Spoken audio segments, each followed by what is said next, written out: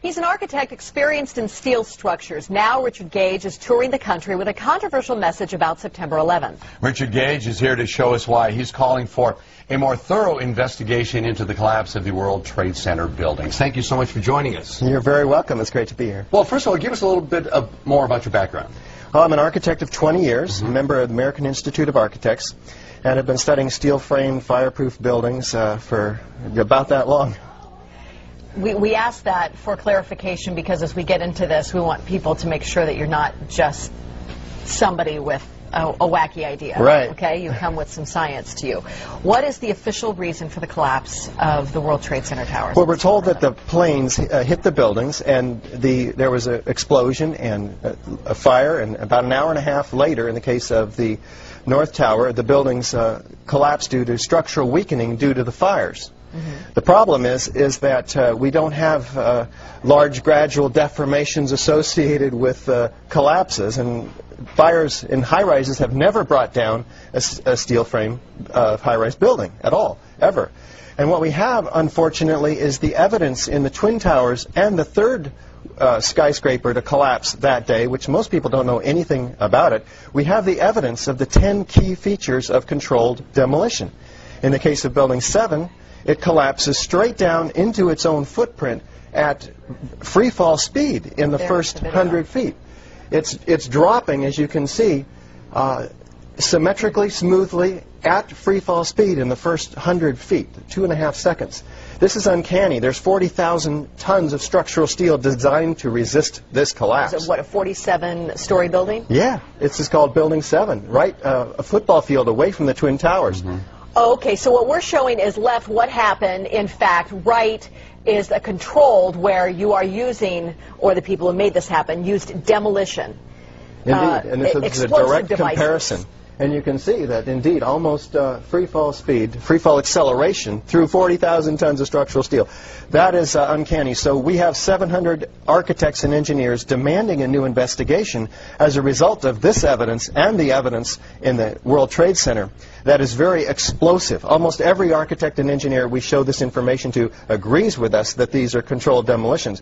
If we can get them to look at the information, because obviously the implications of a controlled demolition are dark for our country, because that means somebody besides Al-Qaeda was involved, because these have to be easily 3 of the most highly secure buildings outside the Pentagon. Now, if that was a controlled demolition, would there not be any evidence at the ground level of explosives within the building itself, that's the debris that's left? Indeed, and what we find down there is pools of molten iron. What does that mean? Several tons. Exactly. What is that doing there? The first responders see it, the structural engineers see it. It's documented by FEMA, the melting of steel. Normal office fires is what's supposed to have brought these buildings down, along with jet plane impacts. The jet fuel and office fires don't produce molten iron or molten steel. It doesn't begin to melt until 3,000 degrees. But what we have is the fires only produce maybe 1,600 degrees. So what produced all that molten iron? Well, it has in it the chemical evidence of a special incendiary, which is thermite, a high-tech incendiary used to cut through steel like a hot knife through butter. Indeed, in all of the dust throughout lower Manhattan, we have a 4 to 6 inch thick layer of this dust, and throughout it we have evidence of tiny spheres, billions of them, several tons of previously molten iron. Well, how does that happen? If you have molten iron, the byproduct of thermite is molten iron, and it's dispersed throughout all of this dust. Now, you are allowed to go in and get samples and examine it? Oh, there's plenty of dust. A lot of people have this dust, and 4 of these samples have been sent to physicist Stephen Jones, formerly Brigham Young University. And they find in it not only these spheres, which others have found too, USGS, R.J. Lee, doing toxicological studies. These spheres have iron, aluminum, fluorine, manganese, very unusual elements associated only with thermite. And there's small chips of unignited thermite as well. This is very high-tech thermite, nanothermite.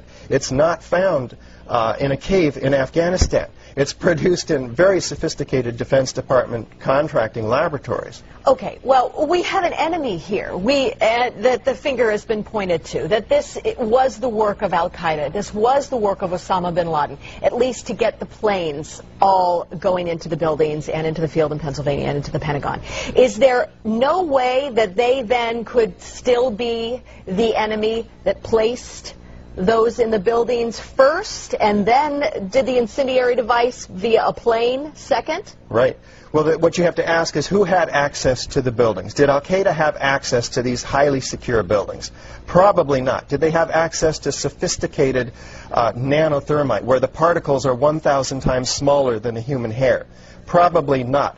Somebody else has to be investigated, and that's why we have 700 architects and engineers demanding a real investigation. We don't have the whole theory as to how this happened, who did it, why. We just lay out the facts like we did last night in the Veterans Memorial Auditorium, and we demand a real investigation, and they'll find out who, why, how, etc. Okay.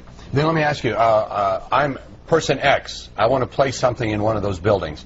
Where would I carry it? How big would it be? Is it that visible that I would be spotted by security? Or could I place it in one of my tooth fillings? Yeah. We're talking about several tons of nanothermite and ordinary thermite. One would have to have access through security. So the security company involved for the World Trade Center should be thoroughly investigated. And it turns out to be Securicom, Stratosec. Somebody should look and see who's on the board of those companies. Some very interesting individuals turn out to be. In addition, one would have to have the cover of, say, an elevator modernization, which was, in fact, going on 9 months prior to 9/11, so that there were workers throughout the World Trade Center that had access to the hoistway, which is immediately adjacent to the core columns and beams in the building. You're not trying to freak out the country, but you can't help but feel a little freaked out by this. Yeah, you're getting it.